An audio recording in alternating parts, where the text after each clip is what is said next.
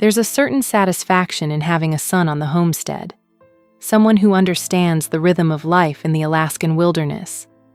Family here isn't just about togetherness. It's about survival, shared labor, and silent understanding. From dawn till dusk, every chore depends on each member, each skill passed down through generations. Otto Kilcher, the sixth child of Swiss-born pioneers, Ole and Ruth Kilcher, built his life around this principle. His son wasn't just company. He was a vital part of keeping the homestead running. Together, they faced cold mornings, broken machinery, and unpredictable weather. Yet even in this environment of resilience, something small, a hitch in a breath, would signal that even legends have limits. The first sign. It started almost imperceptibly, a wheeze, barely noticeable. For a man who had survived 70 Alaskan winters, it seemed almost laughable. Otto brushed it off, as he did with most minor inconveniences, thinking his body would handle it as it always had. But that slight hitch in his breath marked the beginning of a silent deterioration. The cough evolved slowly, almost imperceptibly, until it was more than a nuisance. By the time anyone realized it, Otto's health had started to unravel, a failing artery quietly compromising the body of a man built to endure extremes. His journal later revealed how private and stoic he remained, masking fear beneath layers of determination and grit. Life on the homestead Otto's world was raw and unfiltered, shaped by decades of self-sufficient living. 11 miles outside Homer, Alaska, the Kilcher homestead was a place of endurance. No electricity, no running water, only a wood stove and sheer willpower. Here, survival was measured in skill and stamina. Otto could fix a broken tractor, mend a leaky roof, and still skin a moose before dinner. His reputation in Homer was legendary, a man who could repair anything and outwork anyone. Yet, even a life built on independence has limits. In 2016, Otto encountered one of those limits: hernia surgery.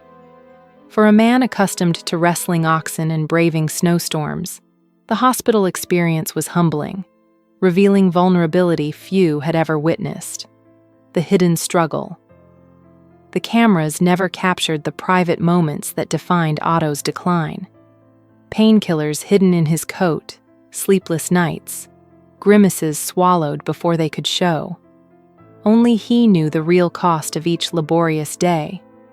The audience saw him welding, hauling, and wrangling, but they didn't see the quiet toll each movement exacted.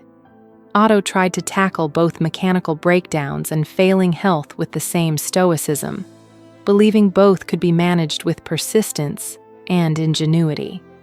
His journal, however, told a different story: raw, honest, and unfiltered. The man who seemed invincible was fighting an internal battle that no wrench, no ingenuity, could fix.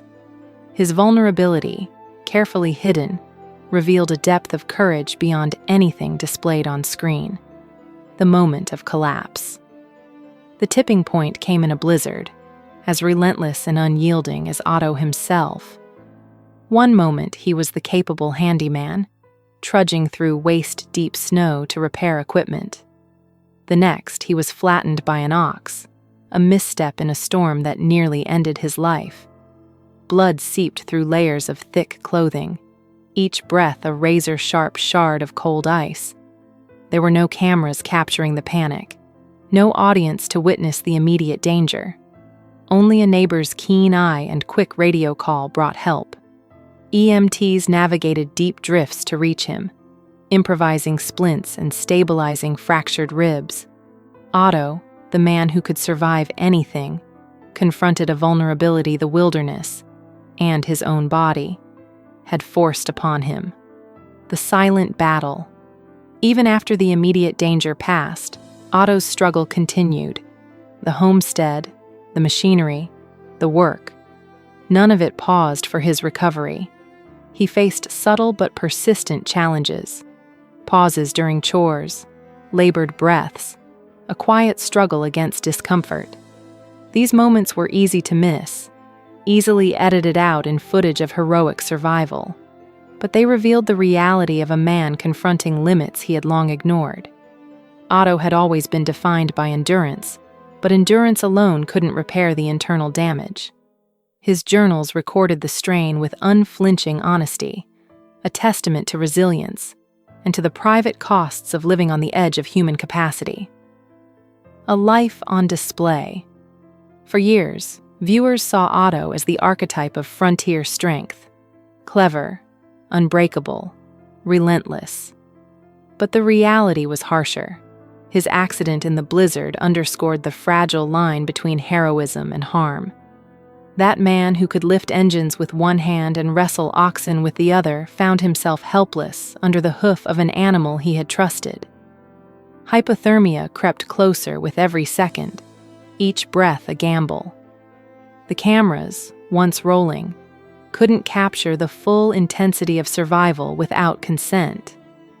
The audience witnessed fragments of courage, but the true narrative, gritty, painful, intimate, was documented in Otto's own words, in moments the spotlight never reached. Lessons in vulnerability. Otto's ordeal teaches a crucial lesson. Even the strongest among us face moments where grit alone is insufficient. A man who could fix a tractor with duct tape or navigate life without modern conveniences was brought to a standstill by forces beyond control. His vulnerability was not weakness. It was a testament to honesty and perseverance. The homestead, the frontier, and even public recognition cannot shield one from the limits of human endurance. Watching Otto's journey with fresh eyes reveals more than entertainment. It reveals the human cost of resilience, the private pain masked by public strength, and the courage it takes to face one's mortality in silence. The journal left behind. What truly resonates is Otto's journal, a chronicle of struggles, fears, and insights never meant for public consumption. Through its pages, the man behind the myth emerges, reflective, tender, and painfully aware of his mortality. The journal details quiet fears and small victories, the interplay between independence and vulnerability. It's a raw reminder that heroism is not absence of fear, but persistence despite it. In documenting his experiences, Otto created a bridge between the public image of the frontier handyman and the private reality of a man confronting aging, injury, and the fragility of life. The pages are both a warning and an inspiration. Strength is admirable, but acknowledgement of limits is essential. Enduring respect. Revisiting Otto's life with new perspective brings a profound respect for his journey. Every moment of hardship, every fracture or stumble, tells a story of survival, not spectacle. It's easy to admire the visible feats, but understanding the hidden battles, the sleepless nights, the whispered worries, the unrecorded pain, adds depth to that admiration. Otto's life is a testament to courage that persists beyond recognition, a reminder that endurance has costs. Observing the frontier from this angle emphasizes the humanity behind the legend, the quiet dignity in facing limits, and the resilience in rising after near-catastrophic setbacks. A legacy beyond the screen. Otto Kilcher's life, as both homesteader and human, leaves a legacy far richer than any televised adventure. It's a story of courage, vulnerability, ingenuity, and the raw realities of life on the edge of civilization. Beyond feats of strength and daring, it's the honesty in private reflection, the resilience under pressure, and the perseverance despite fragility that defines him. His journal, the unfiltered moments, and the quiet sacrifices reveal the true measure of a frontier life. By honoring both the visible heroics and the unseen battles, we gain not only admiration but also a profound respect for the price of living fully and authentically in one of the harshest environments on Earth.